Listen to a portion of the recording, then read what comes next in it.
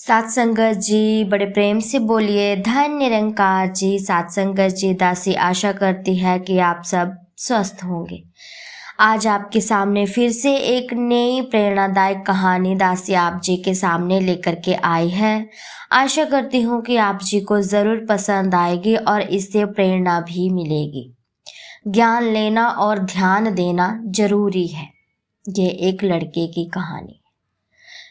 तो आओ चलते हैं इस कहानी की ओर। एक युवक ने स्वामी विवेकानंद से कहा, मैंने बहुत कोशिश की पर मुझे पढ़ाई में सफलता नहीं मिलती।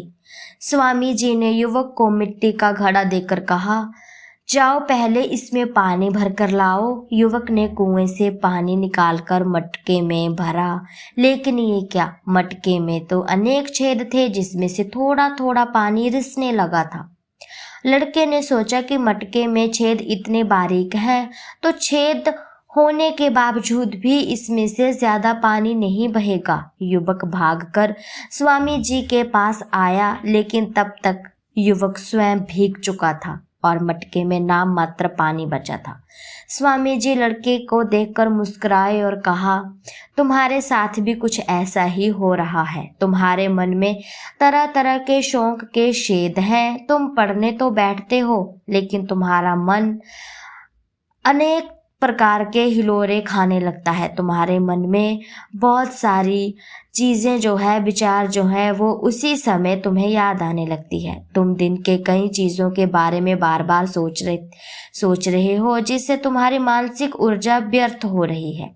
स्वामी विवेकानंद जी ने समझाया कि हर ज्ञान और हर सफलता का मूल तत्व है ध्यान। इसीलिए छोटे से छोटा काम भी ध्यान लगाकर करो। धीरे धीरे मन का स्वभाव बदल जाएगा और तुम सफलता प्राप्त कर सकोगे। ध्यान टूटेगा, लेकिन फिर भी अपना प्रयास जारी रखो। बार बार करने से उस विषय वस्तु पर ध्यान और मजबूत होगा। हमें ऐसा लगता है कि छोटे मोटे ध्यान भटकाने से कोई खास फर्क नहीं पड़ता, लेकिन बिना ध्यान के कोई काम संभव नहीं होता। जिस प्रकार गर्म लोहे पर हथौड़े की चोट लगती है, उसी प्रकार हर विचार की चोट से इंसान का शरीर, व्यक्तित्व और मन आकार लेता है। इसीलिए अनचाहे विचारों पर केंद्रित नहीं होना है। इसी तरह अपना ध्यान इस मूल पर केंद्रित करने से मन स्थिर होता है। मन की भटकन पर विराम लगता है और दिल को चैनो करार मिलता है।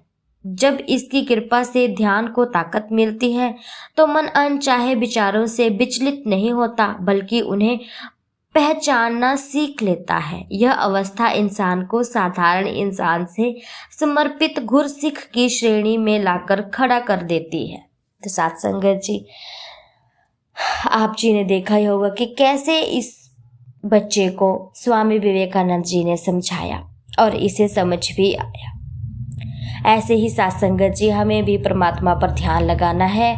ध्यान हमारा भी बार बार टूटेगा, लेकिन हमें फिर से ध्यान लगाना जो है वो जारी रखना है, ताकि हमारा ध्यान जो है एक टकाटक बना रहे। तभी हम जीवन में कुछ हासिल कर पाएंगे। साथ संगत जी, जैसे बार बार ध्यान टूटता है और हम कुछ हासिल नहीं कर पाते, ऐसे ही फिर हमारी जिंदगी के साथ भी होगा।